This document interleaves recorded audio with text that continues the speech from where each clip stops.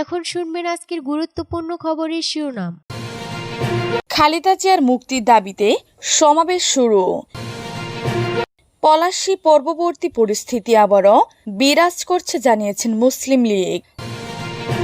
লাগামহীন মূল্যস্ফীতির কারণে জনজীবন দুর্বিষয় হয়ে উঠেছে জানিয়েছেন মুসা। খালেদা জিয়া মুক্ত থাকলে দেশবিরোধী চুক্তি হতো না জানিয়েছেন এনি। ৩০ কোটি টাকার সৌরবিদ্যুৎ প্রকল্প এখন গলার কাটা। বিশাল শুরুয়ানির সমাবেশে যোগ দিলেন মুনায়েম মুন্না। খালেদা জিয়ার মুক্তির দাবিতে সমাবেশ চলছে। বেগম খালেদা জিয়ার নিঃশর্ত মুক্তির দাবিতে বিএনপির সমাবেশ চলছে। শনিবার ২৯ জুন বিকেলে ৩:৩০টার দিকে নয়াপল্টনে দলের কেন্দ্রীয় কার্যালয়ের সামনে এ সমাবেশ শুরু হয়। বিএনপির স্থায়ী কমিটির সদস্য মির্জা আব্বাসের সভাপতিত্বে অনুষ্ঠানে প্রধান অতিথি হিসেবে বক্তব্য রাখবেন দলের মহাসচিব মির্জা ফখরুল ইসলাম আলমগীর। দুপুর ২টায় সমাবেশ শুরু হওয়ার কথা থাকলেও বৃষ্টির কারণে তা কিছুটা দেরিতে শুরু হয়। এর আগে সকাল 10:30টার দিকে নয়াপল্টন এলাকায় প্রবল বৃষ্টি হয়। বৃষ্টি শেষ হলে বিএনপি ও অঙ্গ সংগঠনের নেতাকর্মীরা খণ্ড খণ্ড মিছিল নিয়ে সমাবেশ স্থলে জড়ো হতে থাকেন। তাদের হাতে খালেদা জিয়ার মুক্তির দাবি সংবলিত ব্যানার ও ফেস্টুন রয়েছে। দুপুরে 1টার দিকে বৃষ্টি থামার পরপরই শুরু হয় মঞ্চের প্রস্তুতি। এরপরই বৃষ্টি উপেক্ষা করে দলীয় কার্যালয়ের সামনে নেতাকর্মীদের স্লোগান দিতে দেখা যায়। বিভিন্ন ওয়ার্ড থেকে ছোট ছোট মিছিল, বর্ণিল টুপি, প্লাকার্ড ও পোস্টার সহ সরকার বিরোধী স্লোগান দিয়ে সমাবেশ স্থল জড়ো হন বিএনপি নেতাকর্মীরা। সমাবেশে মঞ্চে আর উপস্থিত ছিলেন বিএনপির স্থায়ী কমিটির সদস্য গৈশ্বর চন্দ্র রায়, আমির খসরু মাহমুদ চৌধুরী, ভাইস চেয়ারম্যান বরকতুল্লাহ বলু, মোহাম্মদ শাহজাহান, শামসুজ্জামান দুদু, নিতাই রায় চৌধুরী, শামসুজ্জামান রিপন, চেয়ারপারসনের উপদেষ্টা জয়নুল আবেদিন ফারুক, রাকিবুল ইসলাম রাকিব, নাসির উদ্দিন নাসির প্রমুখ নেতারা। পলাশী পরবর্তী পরিস্থিতি আবারও বিরাজ করছে জানিয়েছেন মুসলিম লীগ। তৎকালীন বাংলা, বিহার, উড়িষ্যার নবায়নদের থেকে অনুগ্রহ ও সুবিধা প্রান্ত বর্ণবাদী হিন্দু নেতারা বাংলা থেকে 552 বছরের মুসলিম শাসনের অবসান ঘটাতে ইস্ট ইন্ডিয়া কোম্পানির সাথে হাত মিলায়। মসনদের মোহে পড়ে মীর জাফর আলী খান, জগৎ শেখ, মহতব চাঁদ গংদের সাজানো ষড়যন্ত্রের ফাঁদে পা দিয়ে দেশ জাতির সাথে বিশ্বাসঘাতকতা করেছিলেন। ইতিহাসের গণিততম এই বিশ্বাসঘাতকতা বাংলার স্বাধীনতা 190 দশকের জন্য বিনিয়ে ইংরেজিদের হাতে তুলে দিয়েছিল।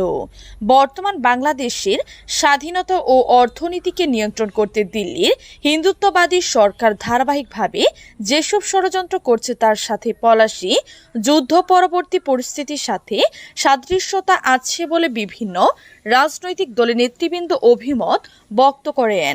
বাংলাদেশের স্বাধীন নবাব শহীদ সিরাজউদ্দিনের 268তম শাহাদাত বার্ষিকী উপলক্ষে আজ 29 জুন জাতীয় প্রেস ক্লাবে আব্দুল সালাম হলে ঐতিহ্যবাহী রাজনৈতিক দল বাংলাদেশ মুসলিম লীগের উদ্যোগে দলীয় নির্বাহী সভাপতি আব্দুল আজিজ হাওলাদারের সভাপতিত্বে ফিরে দেখা পলাশী ট্রাজেডি ও আজকের প্রেক্ষাপট শীর্ষকে আলোচনা সভায় উপস্থিত নেতৃবৃন্দ উপরোক্ত বক্তব্য রাখেন। আলোচনায় অংশগ্রহণ করেন সুপ্রিম কোর্টের সিনিয়র আইনজীবী অ্যাডভোকেট মহসিন রশিদ, বিশিষ্ট রাজনীতিবিদ ব্যারিস্টার মেজর অফ M Sarwar Hossain, AB party মহাসচিব মুজিবুর রহমান মঞ্জু, জামায়াতে ইসলামী মজলিসের শূরা সদস্য doctor advocate Helal Hossain, federation democratic পার্টির সভাপতি ডক্টর এ আর খান, জাগোপার সহ সভাপতি রাশিদ প্রধান, বিশিষ্ট কবি ও রাজনৈতিক বিশ্লেষক কবি মাহমুদ হাসান নিজামী, নবাব সিরাজউদ্দৌলাহ বংশধর নবাব জাদা আলী আব্বাস উদ্দৌলা। লাগামহীন মূল্যস্ফীতির কারণে জনজীবন দুর্বিষয় হয়ে উঠেছে জানিয়েছেন মুসা। দেশ ও জাতিকে ক্ষুধা, দারিদ্র, অপশাসন, দুঃশাসন মুক্ত করা নাগেল ঈদকে সর্বজনীয় ও অর্থবহ করে তোলা সম্ভব হবে না বলে মন্তব্য করেছেন বাংলাদেশ জামায়াতে ইসলামীর কেন্দ্রীয় কর্মপরিষদ সদস্য ঢাকা মহানগরী উত্তরের নায়েবি আমির আব্দুল রহমান মুসা। তিনি আজ শনিবার রাজধানীর একটি মিলনায়তনে বাংলাদেশ জামায়াতে ইসলামী ঢাকা মহানগরী উত্তরের উত্তর খান পশ্চিম খান আয়োজিত ঈদ পূর্ণমিলনী অনুষ্ঠানে প্রধান অতিথির বক্তব্যে এসব কথা বলেন। থানা আমিন হাসনাইন আহমেদের সভাপতিত্বে অনুষ্ঠানে বিশেষ অতিথি ছিলেন কেন্দ্রীয় মজলিসের শূরা সদস্য ও উত্তরা পূর্ব জোনের পরিচালক মোহাম্মদ জালাল উদ্দিন। উপস্থিত ছিলেন উত্তর খান পূর্ব থানার আমির মোহাম্মদ ইসরাইল হোসেন, থানা সেক্রেটারি নিজাম উদ্দিন, থানা কর্মপরিষদ সদস্য আব্দুল রহমান মোহাম্মদ, কুরবান আলী ও আউলাদ হোসেন সহ স্থানীয় নেতৃবৃন্দ। খালেদা জিয়া মুক্ত থাকলে দেশ বিরোধী চুক্তি হতো না জানিয়েছেন এনি বিএনপির যুগ্ম মহাসচিব ও সাবেক সংসদ সদস্য শহীদ উদ্দিন চৌধুরী। এনি বলেছেন, আমরা অনেক আন্দোলন করে বেগম খালেদা জিয়াকে মুক্ত করতে পারিনি। আজকে তিনি যদি মুক্ত থাকতেন তাহলে বাংলাদেশের বুকের উপর দিয়ে ভারতের রেল চলবে, সেই দেশ বিরোধী চুক্তি হতো না, দেশ থেকে টাকা পাচার ও দুর্নীতি হতো না। তিনি বলেন, অবৈধ প্রধানমন্ত্রীকে বলবো অবিলম্বে দেশের সাবেক প্রধানমন্ত্রী বেগম খালেদা জিয়াকে মুক্তি দেন, না হলে দেশের জনগণ আপনাকে ক্ষমা করবে না। গণতন্ত্রের সংগ্রাম চলবে। শনিবার 29 জুন বিকেলে রাজধানীর নয়াপল্টনে এক সমাবেশে তিনি এসব কথা বলেন। উল্লেখ্য, দলীয় চেয়ারপারসন বেগম খালেদা জিয়ার নিঃশর্ত মুক্তির দাবিতে রাজধানীর নয়াপল্টনে বিএনপির সমাবেশ আনুষ্ঠানিকভাবে শুরু হয়েছে। বেলা 3:45 পবিত্র কোরআন তেলাওয়াতের মধ্যে দিয়ে সমাবেশ শুরু হয়। কেন্দ্রীয় কার্যালয়ের সামনে এই সমাবেশ বিপুল সংখ্যক নেতাকর্মী অংশ নেন। সমাবেশকে কেন্দ্র করে দুপুর 2টার আগে নয়াপল্টন এলাকার নেতাকর্মীদের পদচারণায় পরিপূর্ণ হয়ে যায়। কার্যালয়ের সামনে দুপাশের সড়ক বন্ধ হয়ে যায়। সমাবেশে প্রধান অতিথি বক্তব্য দেন বিএনপির মহাসচিব মির্জা ফখরুল ইসলাম আলমগীর, স্থায়ী কমিটির সদস্য মির্জা আব্বাসের সভাপতিত্বে ও প্রচার সম্পাদক সুলতান সালাউদ্দিন টুকুর সঞ্চালনায় স্থায়ী কমিটির সদস্য আমির খসরু মাহমুদ চৌধুরী, ঢাকা মহানগর দক্ষিণ বিএনপির সাবেক সদস্য সচিব রফিকুল আলম মজনু, উত্তর বিএনপির সাবেক সদস্য সচিব আমিনুল হক, মহিলা দলের সভাপতি আফরোজা আব্বাস, স্বেচ্ছাসেবক দলের সভাপতি এস.এম. জিলানী, ছাত্র দলের সভাপতি রকিবুল ইসলাম রাকিব, সাধারণ সম্পাদক নাসির উদ্দিন নাসিম প্রমুখ বক্তব্য দেন। 30 কোটি টাকার সৌরবিদ্যুৎ প্রকল্প এখন গলার কাটা। ভাটির জনপদ সুনামগঞ্জের সাল্লা উপজেলার হবিবপুর ইউনিয়নের 2016-17 অর্থবছরে 30 কোটি টাকা ব্যয়ে নির্মিত হয় দেশের বৃহত্তম সৌরবিদ্যুৎ উৎপাদন কেন্দ্র। কিন্তু 5 বছরের মধ্যে মুখ থবড়ে পড়েছে প্রকল্পটি। 2 বছর হলো প্রকল্পটি একেবারে বন্ধ হয়ে গেছে। এ অবস্থায় বেকায়দায় পড়েছেন হবিবপুরের ইউনিয়নের শ্বাসখাই, দত্তপাড়া, মুরাপুর ও আগুয়াই গ্রামের 500 পরিবারের 400,000-এরও বেশি মানুষ। 3 বছরের বেশি সময় ধরে তারা বিদ্যুৎহীন। সাম্প্রতিক তাপপ্রবাহের সময় ওই গ্রামগুলোর মানুষ প্রচণ্ড গরমে অসহ্য যন্ত্রণা ভোগ করছেন। কষ্ট দূর করতে নানা জায়গায় ধরনা দিয়েও কোনো লাভ হয়নি। জানা গেছে 2022 সালের বন্যায় এই প্রকল্পের বিদ্যুৎ সরবরাহের খুঁটিসহ অনেক কিছু ভেসে গেছে বা নষ্ট হয়েছে।